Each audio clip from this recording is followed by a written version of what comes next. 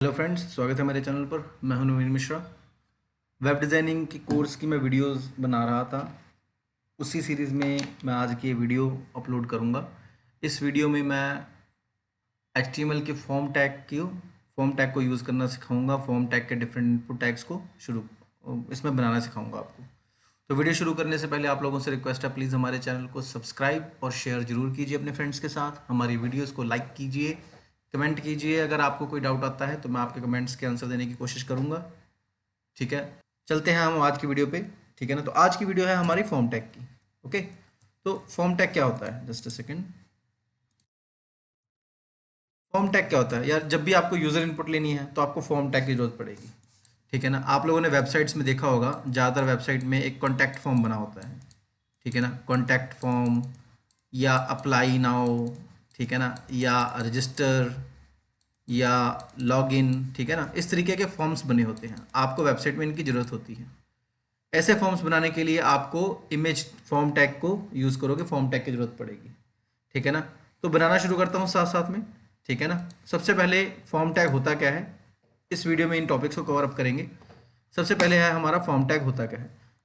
Again वही चीज़ मैंने आपको बताया कि जब भी आपको यूज़र से डेटा कलेक्ट करना है और इस तरीके से पेज बनाने हैं, कोई भी लॉगिन, रजिस्टर या कॉन्टैक्ट, तो आप फॉर्म टैग को यूटिलाइज कर सकते हैं। अगर तुम फॉर्म टैग लगाओगे तो फॉर्म टैग की कोई आउटपुट आपको वेब पेज में नहीं दिखेगी, क्योंकि ये सिर्फ कंटेनर का काम करते हैं जिसके अंदर बाकी के इनपुट टैग लगाए जा सकते हैं। तो पहले इतना करके देखते हैं। मीट PHP में मैं फॉर्म इनपुट के नाम पे इस पेज को सेव करने जा रहा हूँ। सेव कर दिया है तो आप HTML का कोड लेके आ सकते हो। ठीक है ना, प्रैक्टिस ऑफ फॉर्म टैग। देखो यार, अगर आप फॉर्म टैग लगाओगे ना तो उस फॉर्म टैग को प्लेसमेंट करना भी जरूरी है। जैसे कि हमें एक इस तरीके सा डिज़ाइन चाहिए जिसके अंदर ये टेक्स्ट बॉक्सेस आएँ, ठीक है ना, और ये बटन्स आएँ, तो आपको ये फॉर्म डिज़ाइन करना पड़ेगा। तो आपको एक कंटेनर की ज़रूरत पड़ेगी। तो कंटेनर का काम HTML में, ये जो कंटेनर है ये टेबल टैग के थ्रू किया जाता होता है। तो मैं टेबल टैग बना रहा हूँ। Table align equal to center, center पे आ जाए। Width equal to let's say 90%। Height equal to आप ऑटो कर सकते हो, देने की जरूरत नहीं होती। Border equal to 1px। Table शुरू, TR, टेबल के अंदर TH, register yourself, register the following. ये एक हमने एक मैसेज रख दिया अपने TH के अंदर, और ये मैसेज थोड़ा बड़ा हो जाए तो मैं इसको H1 के अंदर रख रहा हूँ। सेव करके इसके आउटपुट देख लें साथ में। तो right click, open in browser. तो एज यू कैन सी हमारा ये रजिस्टर पेज का डिज़ाइन बनना शुरू हो गया है। अभी तक मैंने फॉर्म टैग नहीं शुरू किया, अब मैं फॉर्म टैग शुरू करने जा रहा हूँ। तो फॉर्म टैग सारा कुछ टेबल के अंदर। तो फॉर्म को आप क्या प्रॉपर्टीज दे सकते हो, एक तो नेम देना होता है आपको, जैसे my form. Then comes action. Action होता है कि जब इस पे क्लिक होगा तो कहाँ पे डाटा लेके जाना है। अभी के लिए hash means stay on the same page, नए पेज पे नहीं जाना है। अभी तक इतने की ही जरूरत पड़ेगी और इसको बंद कर दो। जब मैंने फॉर्म टैग लगाया, एज यू कैन सी यहाँ पे आपके कोई चेंज नहीं आया, क्योंकि फॉर्म टैग विजिबिलिटी में कुछ शो नहीं करता है, क्योंकि वो कुछ बनाता नहीं है। अब इसके आप एट्रीब्यूट्स में क्या दे सकते हो, एक दे सकते हो आप नाम। कई बार होता है कि एक पेज के अंदर 2 फॉर्म बने होते हैं या 3 फॉर्म बने होते हैं। ऐसे सिचुएशंस में फॉर्म को डिफरेंशिएट करने के लिए आप नेम एट्रीब्यूट को यूज कर सकते हो। एक होता है हमारा एक्शन। एक्शन होता है कि भाई जब इस सबमिट बटन पे क्लिक किया जाए तो किस पेज पे लेके जाएगा। ठीक है ना, तो एक्शन जनरली हम हैश देते हैं। Hash means stay on the same page. ठीक है ना, नहीं तो आप जैसे insert.php या जिस पेज को भी आप कॉल कर रहे हो आप उसको कॉल कर सकते हो। ओके, एक होता है मेथड होम। मेथड बहुत इंपॉर्टेंट एट्रीब्यूट है। मेथड टैग 2 वैल्यूज ले सकता है, get and post. By default अगर आप कुछ नहीं लोगे तो एक गेट देखते हैं। पहले इसको समझते हैं गेट एंड पोस्ट क्या होता है। ठीक है, गेट एंड पोस्ट में डिफरेंस ये है कि गेट जो है वो डेटा यूआरएल में शो करता है। मैं आपको करके दिखाता हूँ, पहले एक फॉर्म बना लें। ठीक है, फिर समझाता हूँ। तो मैंने यहाँ पे एक नया रो शुरू किया, TR। यहाँ पे जैसे लिखा एंटर योर नेम। तो जो ये नेम है इसके सामने टेक्स्ट बॉक्स लेके आने के लिए हम टैग यूज करेंगे input type equal to text. इसको नेम दे दिया हमने, नेम इक्वल टू मान लो n। नेम प्रॉपर्टी जरूरी है, क्योंकि जो भी आप टेक्स्ट फील्ड में वैल्यू डालोगे, इस टेक्स्ट फील्ड की वैल्यू को रीड करने के लिए आपको इस n वेरिएबल की जरूरत पड़ेगी। ओके, सेव किया एंड इसके साथ ही मैं एक सबमिट बटन भी बना देता हूँ, ठीक है ना। पहले इतना चला के दिखा दूँ आपको, right click, open in browser,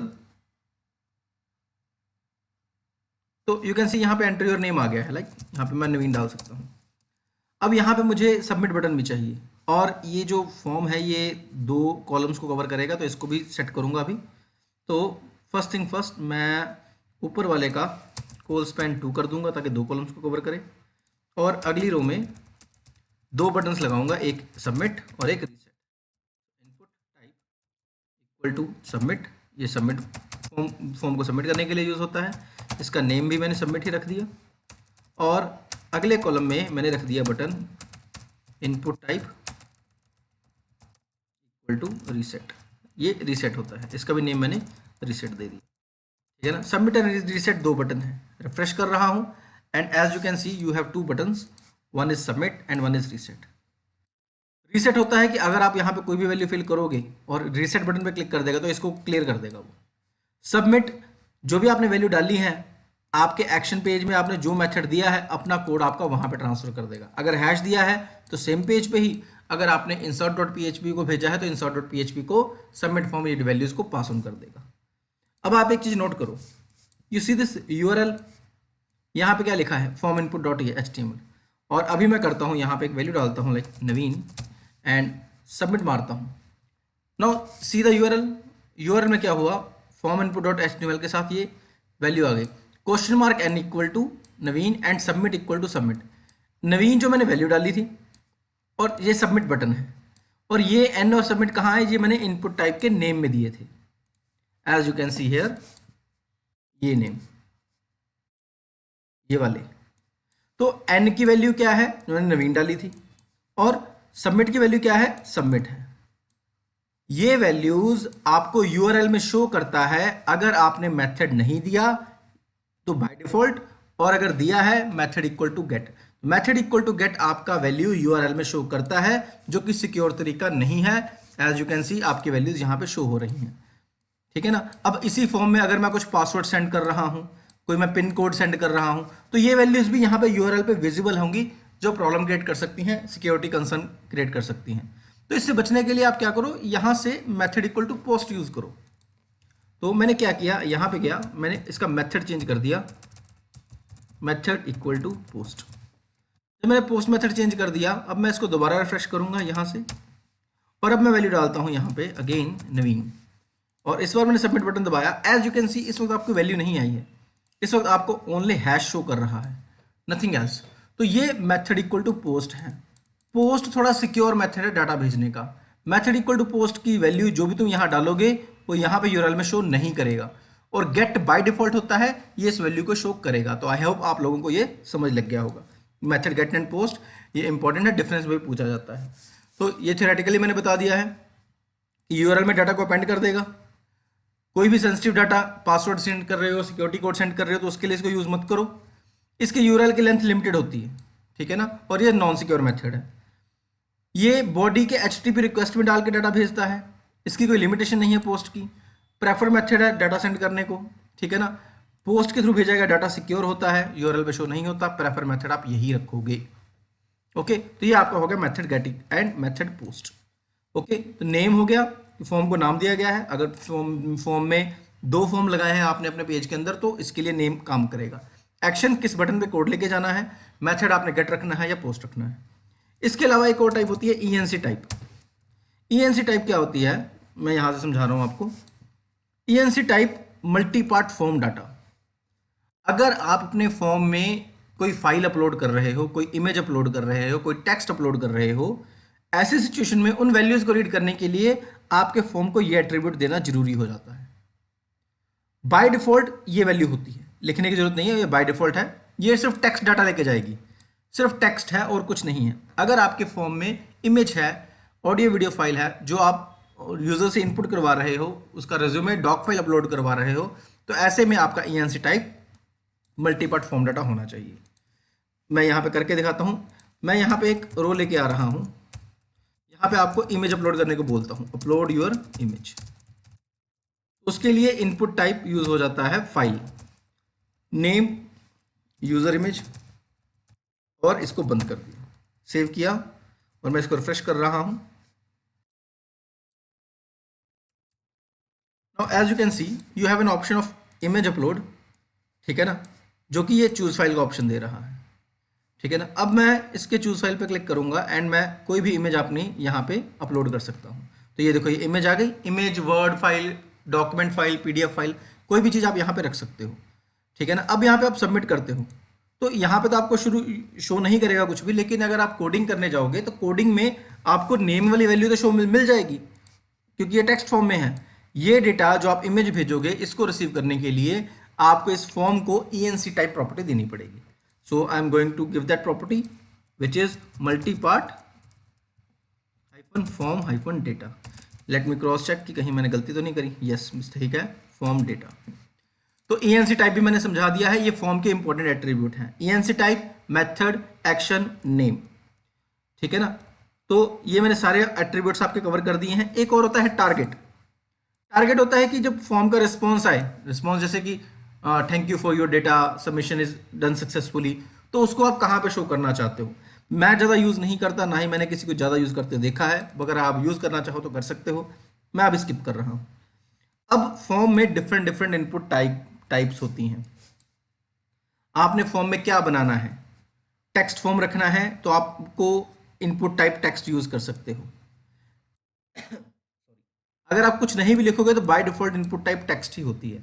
नाम पूछ रहे हो, फादर नेम पूछ रहे हो, ईमेल पूछ रहे हो, ईमेल रहने दीजिए, नाम पूछ रहे हो, फादर नेम पूछ रहे हो, एड्रेस पूछ रहे हो, ठीक है ना, कोई आईडी पूछ रहे हो, तो ऐसे सिचुएशंस में आप इनपुट टाइप टेक्स्ट रखोगे, ठीक है ना, जो मैंने आपको यहाँ पे रख के दिखा दिया है।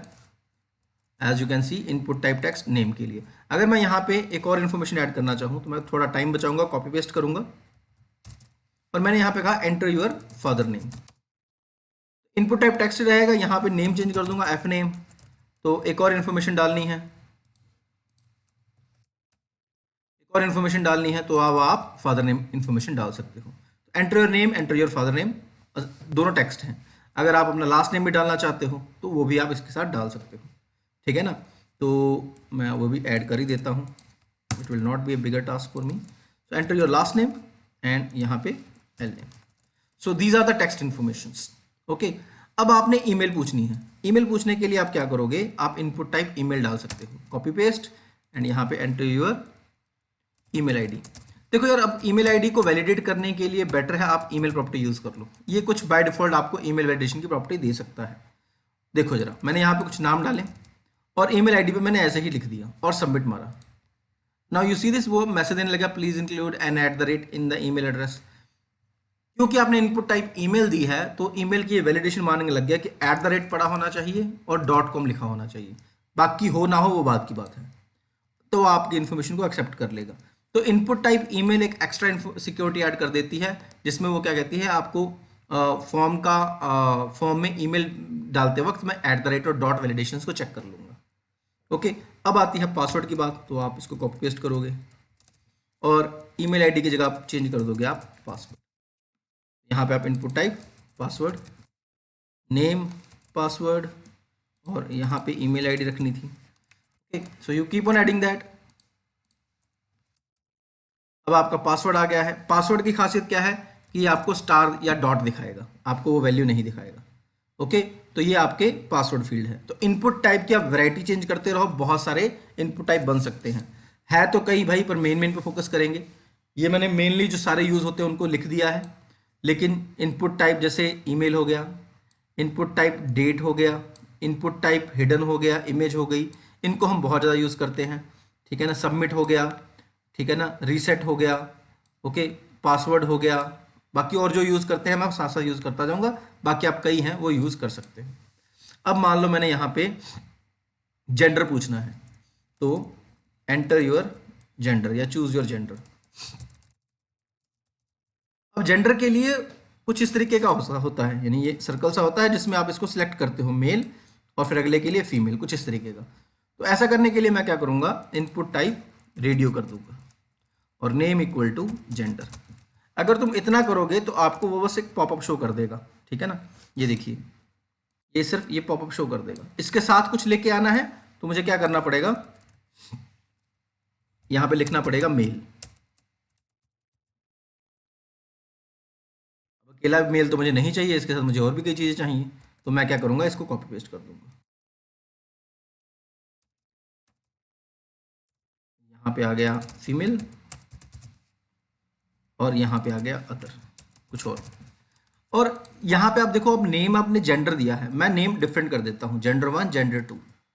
अगर नेम आपने डिफरेंट कर दिए तो क्या होगा, तो होगा ये कि ये तीनों सिलेक्ट हो सकते हैं साइमल्टेनियसली, लेकिन मुझे चाहिए इन तीनों में से कोई एक सिलेक्ट हो। ऐसा तब होगा जब आप इन दोनों का नेम सेम रख दोगे। अगर आपने इनका नेम सेम रख दिया तो अब इन तीनों में से कोई एक ही सिलेक्ट हो सकता है, तीनों सिलेक्ट नहीं हो पाएंगे। ठीक है ना, तो ये आप इनपुट टाइप रेडियो बनाने के लिए यूज करोगे। ठीक है, अब आपने डेट ऑफ बर्थ पूछनी है, तो TR/TH चूज योर DOB, तो उसके लिए input type equal to date, name equal to DOB, TH बंद। अब इसकी खासियत क्या है, ये भी HTML5 का ही पार्ट आएंगे, ये कैलेंडर सिस्टम देगा आपको। ठीक है ना, डेट फॉर्मेट इसका MMDDYYY है, इसी फॉर्मेट को उठाएगा और यहाँ से आप इसको एक कैलेंडर के फॉर्म में डेटा देख सकते हो। ठीक है ना, आप कोई भी वैल्यू चूज़ कर लो, उसके बाद आप यहाँ पे वैल्यू चेंज कर सकते हो इस तरीके की। Okay,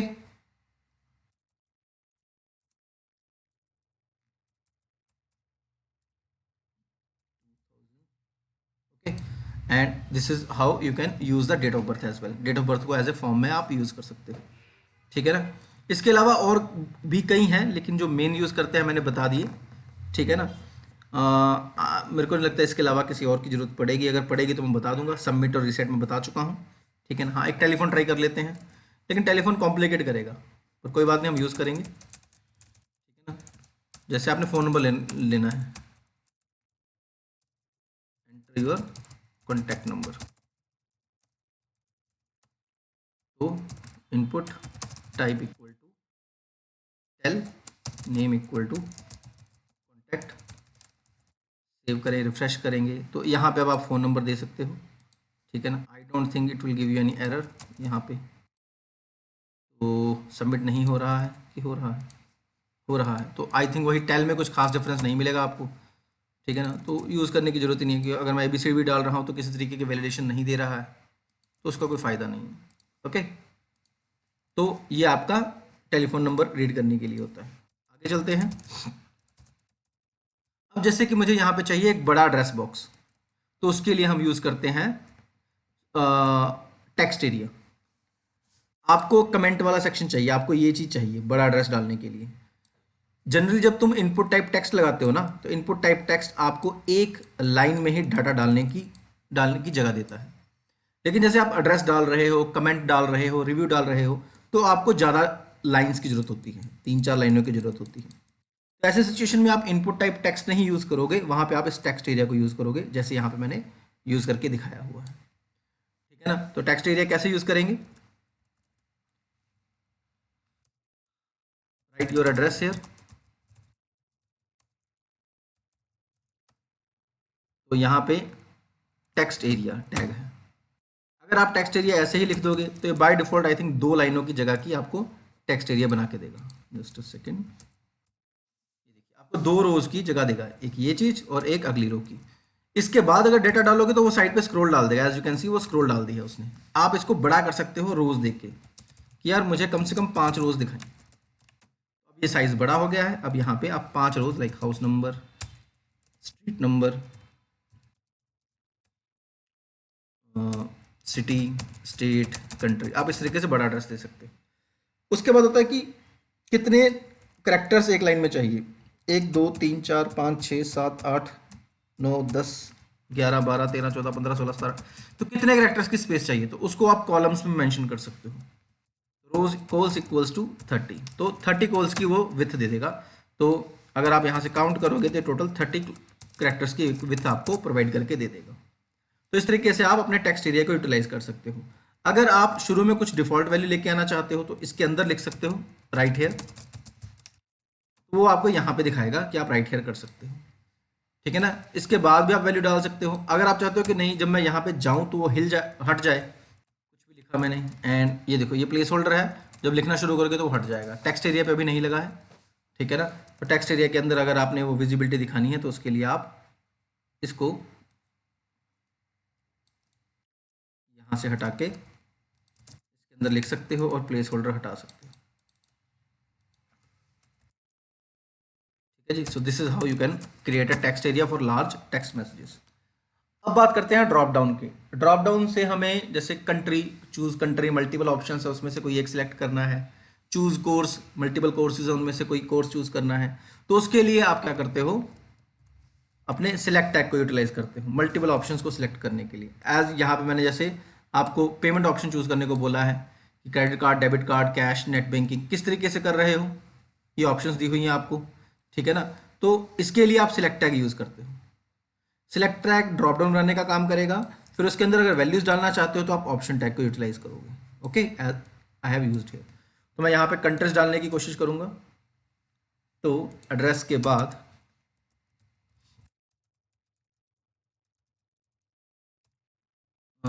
choose your country suppose, इसके लिए सिलेक्ट टैग, सिलेक्ट को भी नेम दे सकते हो।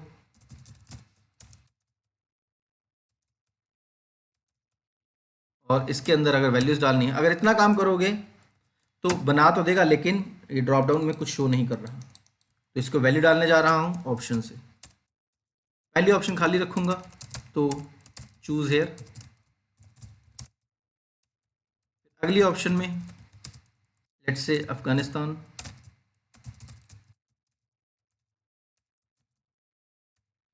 अगली ऑप्शन अमेरिका, अगली ऑप्शन अल्जीरिया, अगली ऑप्शन इंडिया, अगली ऑप्शन पाकिस्तान। तो इस तरीके से आप अपने ऑप्शंस को डाल सकते हो जो यहाँ पे सिलेक्ट हो जाएंगी। ठीक है। इनकी इनकी वैल्यूज देनी भी जरूरी होती है ताकि आगे इसकी वैल्यू रीड की जा सके, तो इनको वैल्यू जरूर दो। ठीक है ना। तो इन सभी को वैल्यूज जरूर दो ताकि अगर आप कोडिंग में, जावास्क्रिप्ट में या पीएचपी में यूज करोगे तो वहाँ ये काम आ जाएंगे आपके। ठीक है ना। ये वैल्यू डिस्प्ले में शो नहीं होगी लेकिन कोडिंग में इसका काम होगा। ठीक है।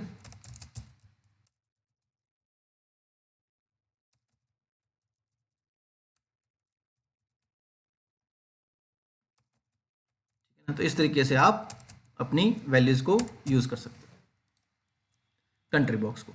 इसके अलावा ये इमेज अपलोड लगाना मैंने सिखा दिया है कि इमेज को आप कैसे लगा सकते हो, सबमिट और रीसेट को कैसे लगा सकते हो। मैंने आई थिंक सारी वेराइटीज को कवर कर दिया है। एक चेक बॉक्स रह गया है, जैसे आप कौन सा स्पोर्ट्स खेलना चाहते हो तो TH choose your favourite sport, कौन सा स्पोर्ट आप खेलते हो उसके लिए आप चेक बॉक्स लेके आओगे। तो input type equal to check box, name equal to let's say cricket. और देखिए जरा क्या बना है। तो ऐसा करने से क्या हुआ है, यू सी दिस, ये टिक बॉक्स बनेगा। ठीक है ना। मैं करके दिखाता हूँ। ये देखिए ये टिक सिलेक्शन है। रेडियो बटन और चेक बॉक्स में डिफरेंस ये है कि रेडियो बटन कोई एक सिलेक्ट होता है, चेक बॉक्स मल्टीपल सिलेक्ट किए जा सकते हैं। So I can copy paste it, Ctrl+C, Ctrl+V। तो क्रिकेट, लेट्स से बास्केटबॉल,